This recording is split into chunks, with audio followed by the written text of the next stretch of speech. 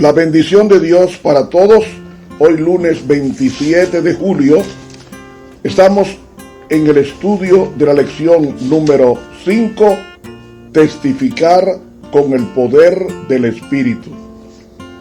Para memorizar, cuando hubieron orado, el lugar en que estaban congregados tembló y todos fueron llenos del Espíritu Santo y hablaban con denuedo la palabra de Dios. Hechos 4:35. Padre Santo, llena a tu iglesia de poder para poder convencer al mundo de pecado y de justicia y de juicio, porque el Espíritu Santo esté residiendo en ella en forma poderosa. Es en tu nombre que te lo pedimos. Amén. Para hoy lunes, una iglesia llena de poder. En Hechos capítulo 1, el versículo 8 dice, comenzando en el versículo 4, y estando juntos, les mandó que no se fuesen de Jerusalén, sino que esperasen la promesa del Padre que oísteis, dijo, de mí. Porque Juan a la verdad bautizó con agua, mas vosotros seréis bautizados con el Espíritu Santo no muchos días después de estos. No se vayan de Jerusalén, esperen la promesa del Padre. Esa promesa es el bautismo del Espíritu Santo. Y ellos se fueron,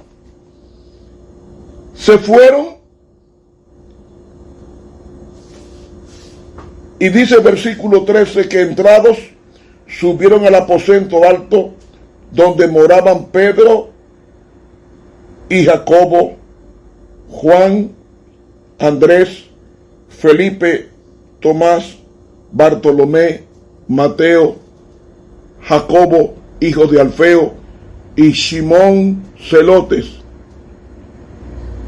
y Judas, hermano de Jacobo.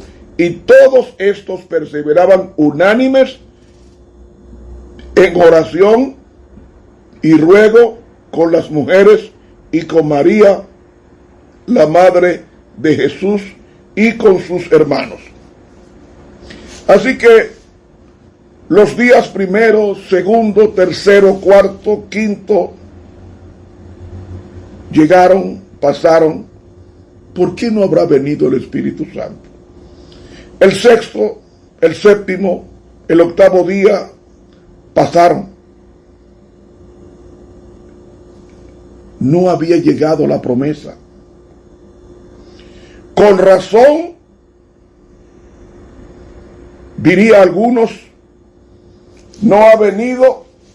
Si Tomás, que está aquí, duda.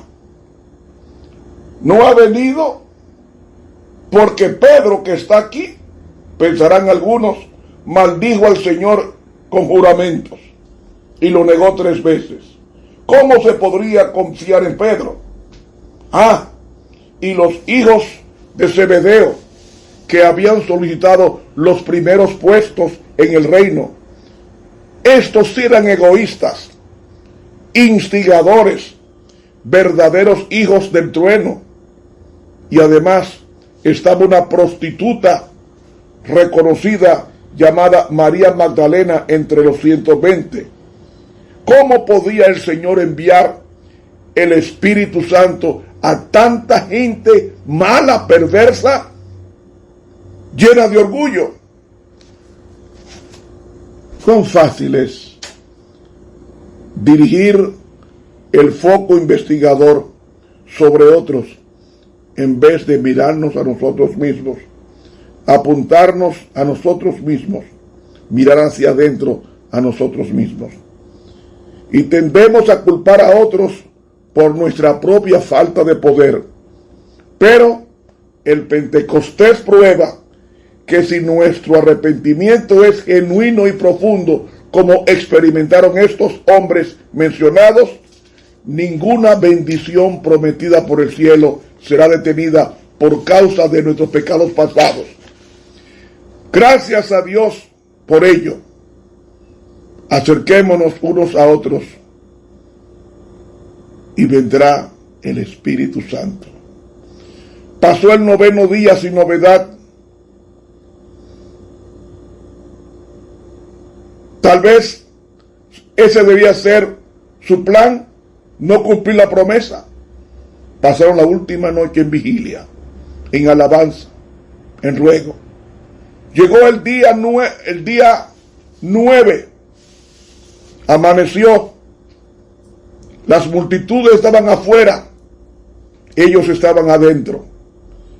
Pero dice Hechos 2:2, y de repente vino del cielo un estruendo como de un viento recio que soplaba, el cual llenó toda la casa donde estaban sentados, y se les aparecieron lenguas repartidas como de fuego, asentándose sobre cada uno de ellos. Hubo un ruido repentino, como el rugido de una tempestad, y no se trataba de un viento ordinario. No provenía del norte, no provenía del este, no provenía del sur, no provenía del oeste. Ese viento venía del cielo. Y no era viento, sino que traía el sonido de un viento. Y no era aire en movimiento como un tornado, era sonido. No se percibía movimiento en el aire que levantara siquiera un cabello o una hoja. Pero de repente, ese sonido como de huracán fue escuchado por miles que estaban en la ciudad a la hora de las 9, cuando se le juntó la multitud. Y llenando la casa donde estaban los discípulos reunidos, estaba el Espíritu Santo. Y allí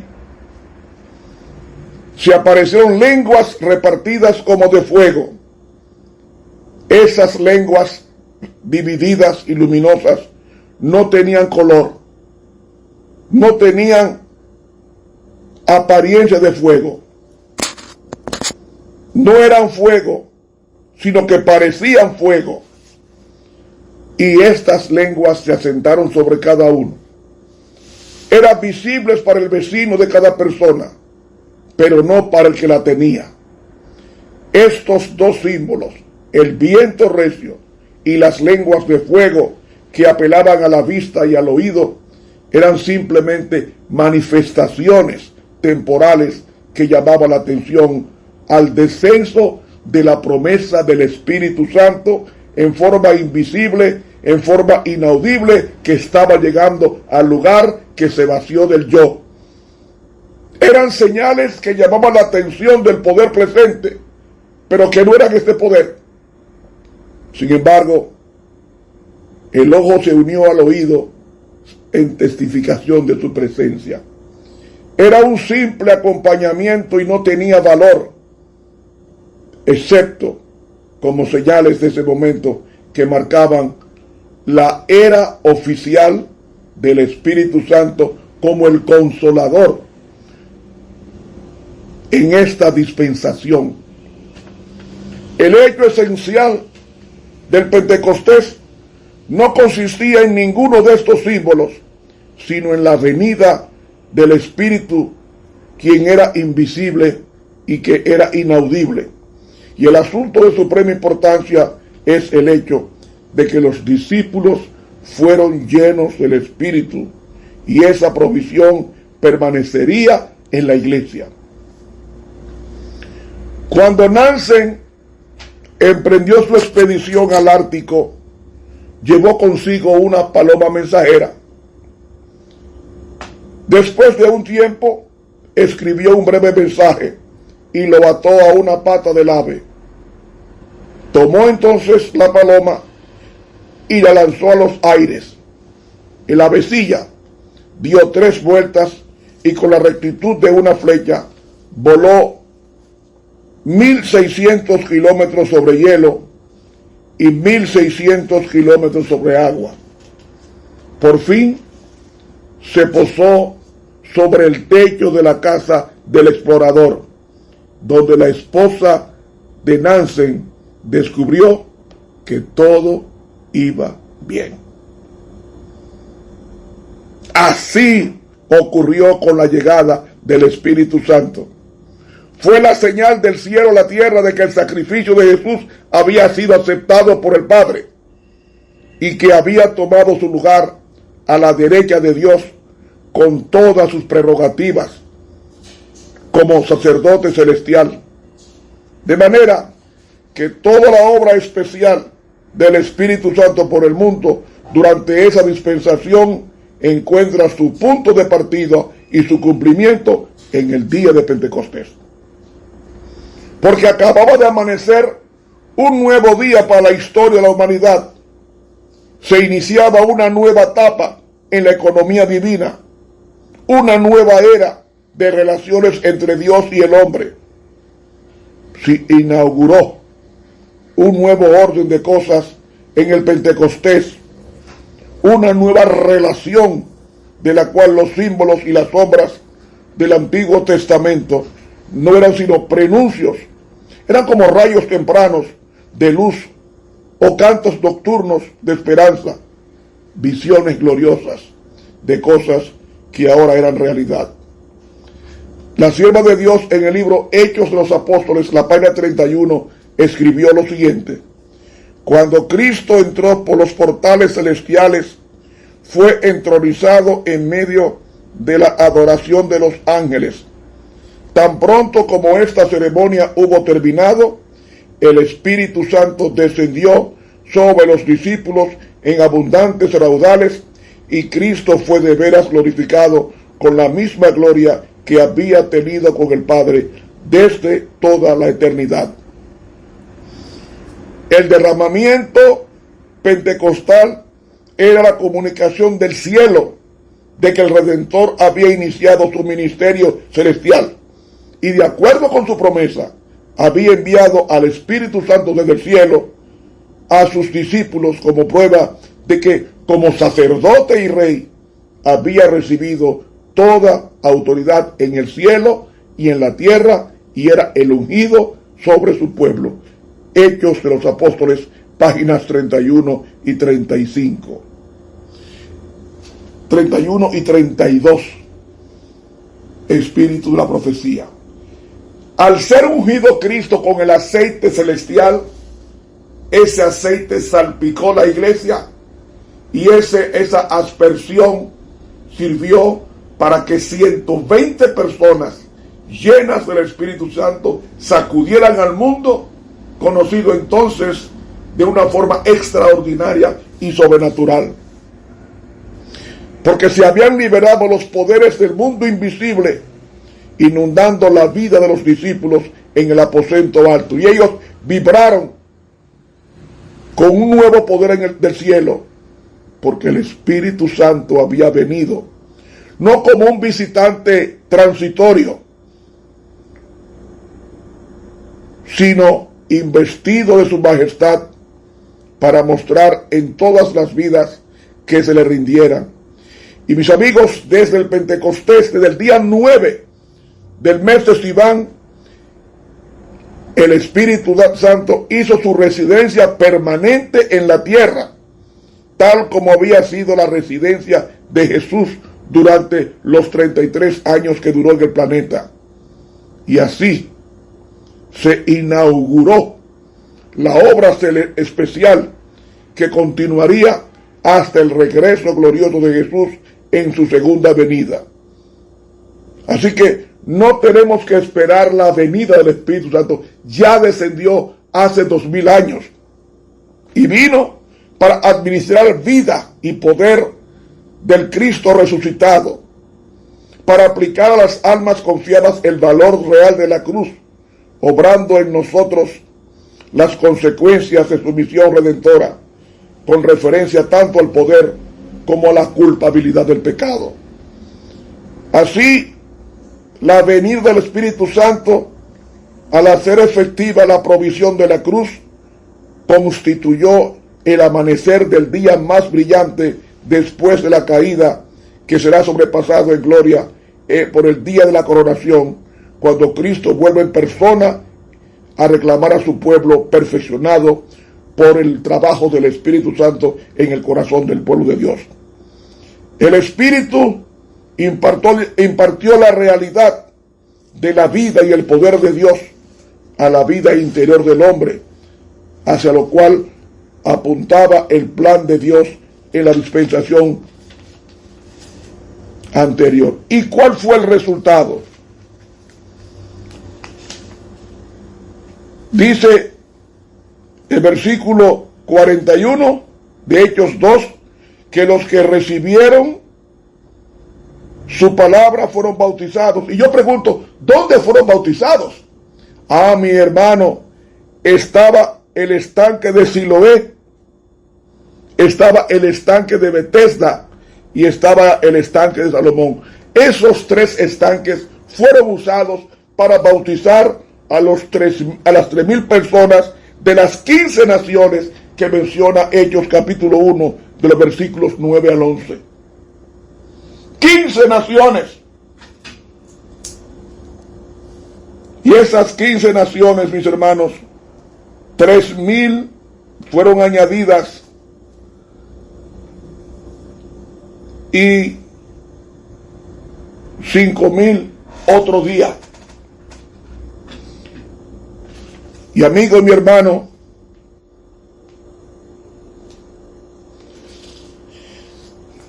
así como el pesebre de Belén fue la cuna de Cristo, el aposento alto de Jerusalén fue el lugar del advenimiento del Espíritu Santo, porque el Pentecostés fue su día de inauguración, en la misma forma que nos referimos al evento del Belén como el nacimiento de Cristo, aunque ambos existían antes, y en un sentido maravilloso.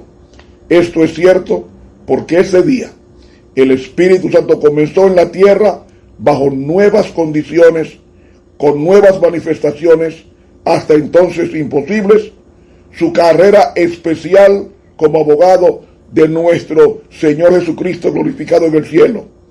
Y entonces, desde entonces, hubo una diferencia en su misión.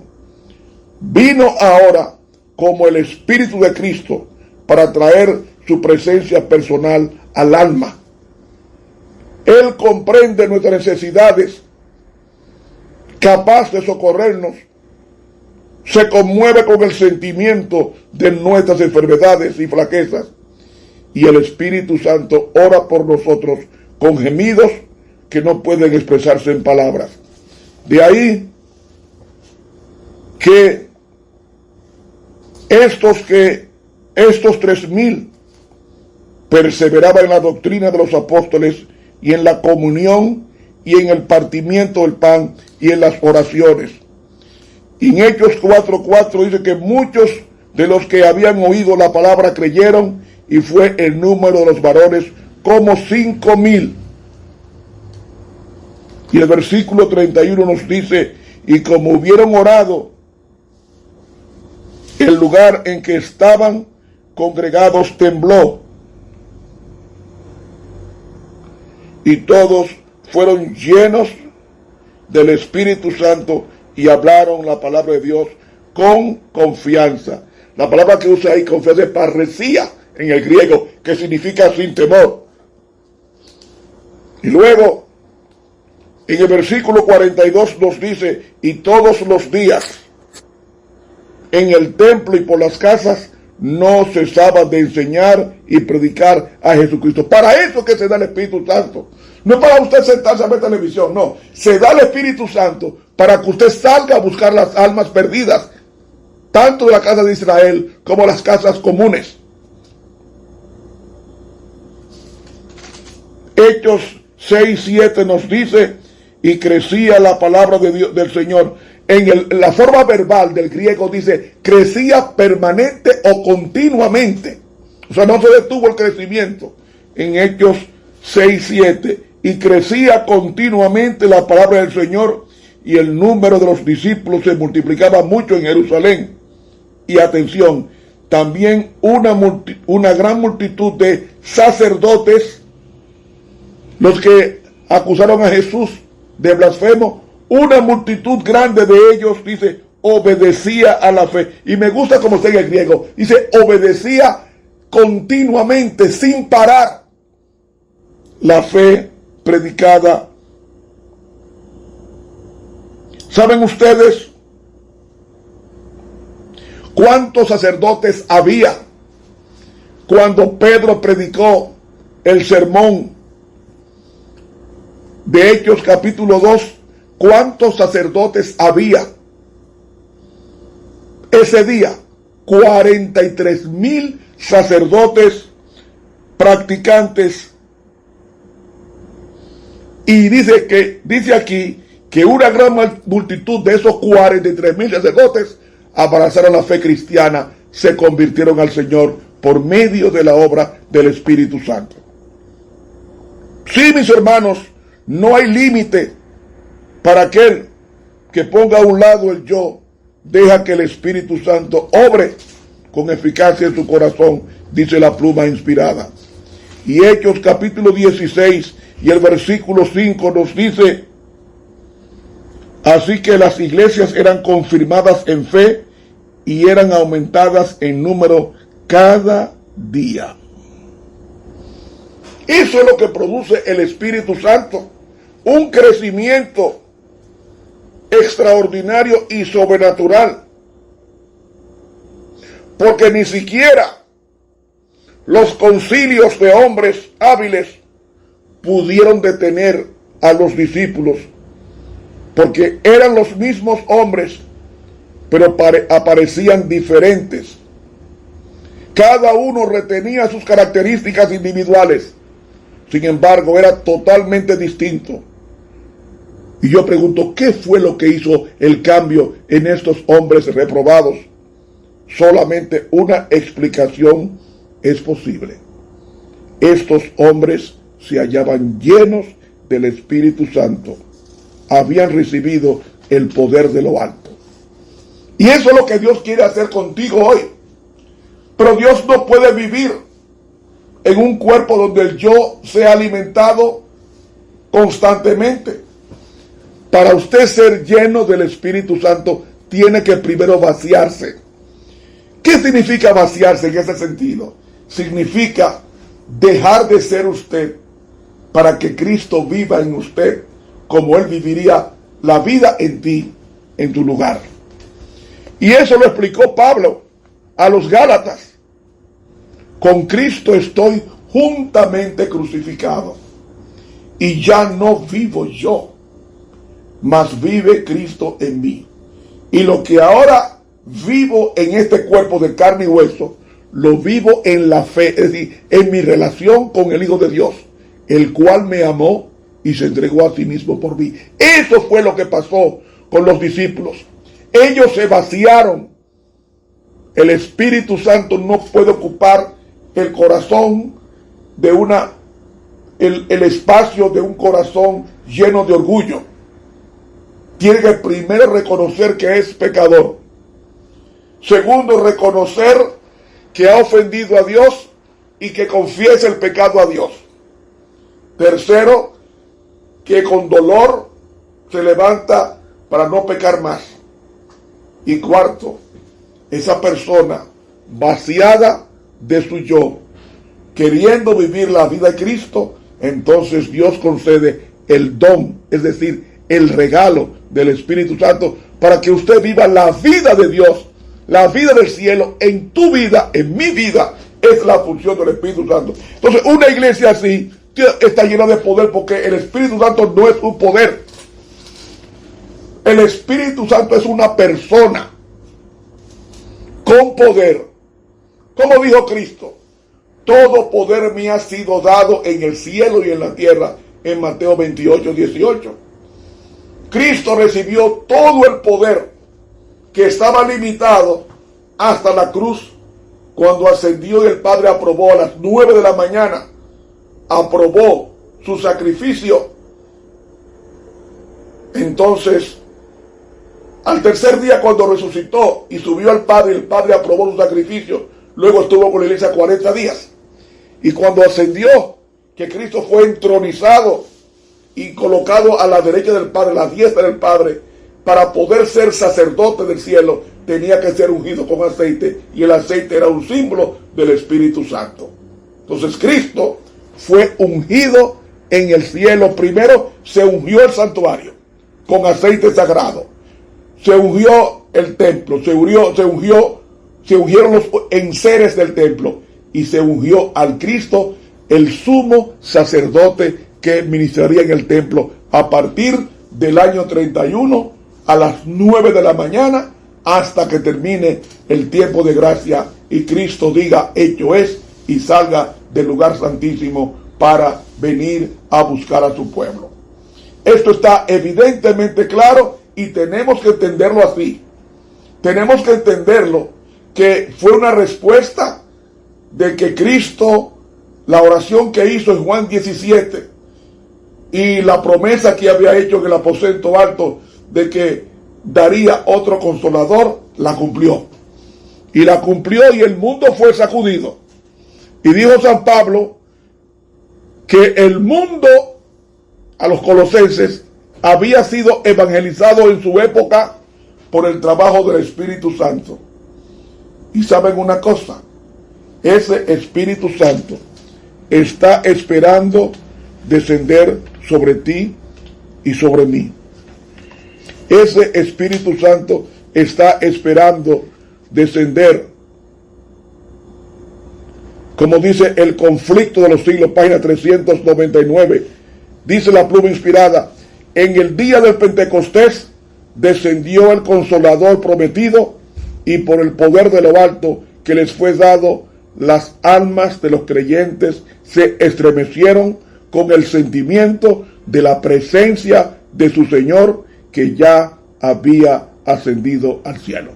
La gente no podía soportar. Varones, ¿qué haremos?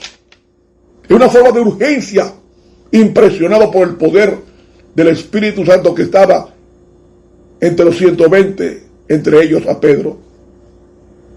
Y saben una cosa, en el libro Obreros Evangélicos, en la página 117, pocas líneas dice: las inagotables provisiones del cielo están a su disposición. Hay que pedirla. Cristo les da el aliento de su espíritu, la vida de su propia vida. Obreros Evangélicos, página 117, Espíritu de Profecía. Y termino con este llamado: ¿contristaremos al Espíritu Santo y ocasionaremos su partida? ¿Dejaremos afuera al bendito Salvador por no estar preparados para su presencia? La estada terrenal de Jesús fue con los hombres, pero fuera de ellos. Ahora tenemos su vida en nosotros mediante su Santo Espíritu. Entreguémonos a Dios a terminar este trabajo. Cristo vendrá muy pronto. Que Dios te bendiga. Te habló el profesor Ramón Romero.